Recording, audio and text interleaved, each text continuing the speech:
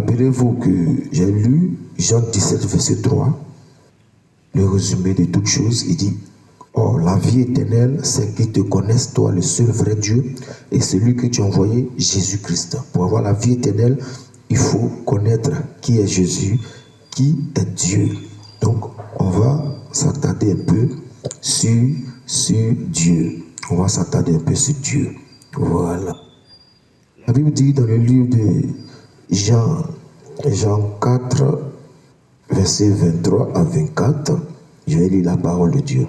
On doit connaître Dieu. Comment connaître Dieu? Jean 4, verset 21. Jean 4, voilà, verset 23, autant pour moi. Mais l'heure vient, et elle est déjà venue, où les vrais adorateurs adoreront le Père en esprit et en vérité. Car ce sont là les adorateurs que le Père demande. Dieu est esprit, il faut que ceux qui l'adorent en esprit et en vérité. Donc ici, la Bible nous dit que l'heure va venir où les vrais adorateurs vont adorer le Père en esprit. Voilà, il faut qu'on l'adore dans la vérité et en esprit. Et il dit, Dieu est esprit, il faut que ceux qui l'adorent en esprit et en vérité. Donc on nous dit que en réalité le Père, ce n'est rien d'autre que Dieu. Voilà, ce n'est rien d'autre que Dieu et il est esprit. Or, nous sommes physiques, on ne peut pas déchiffrer, voilà, un esprit, on ne peut pas l'étudier, on ne peut pas le connaître. C'est pourquoi je dis haut et fort, les écoles théologiques ne peuvent pas enseigner Dieu. Les séminaires, les moyens séminaires, grands séminaires, les écoles pastorales, les écoles coraniques ne peuvent pas enseigner Dieu. Et en un mot, aucune matière humaine ne peut déchiffrer Dieu.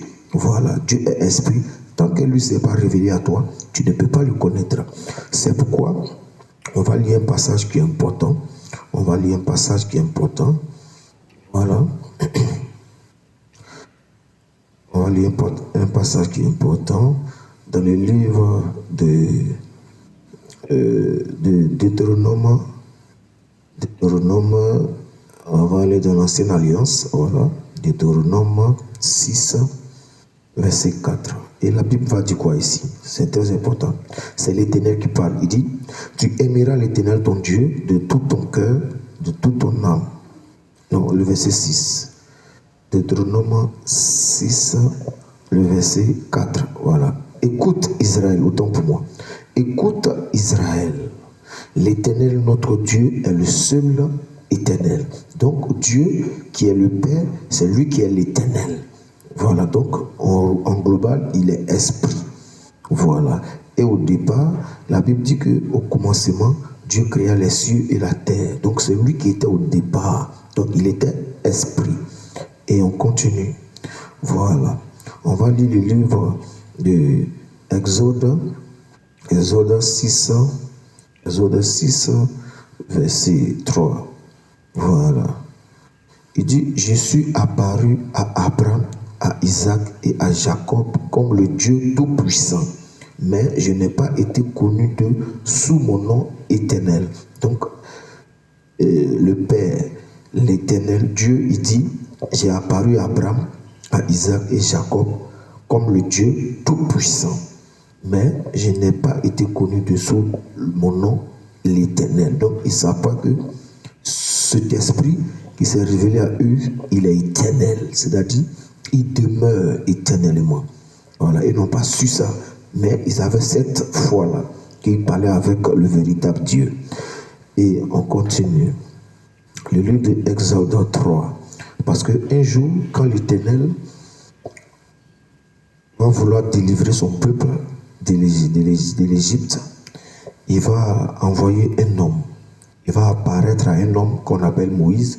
Moïse, lui, à son tour, il va demander à cet esprit-là: bon, tu dis tu es Dieu. Bon, il allé vers le peuple, il va me demander quel est ton nom.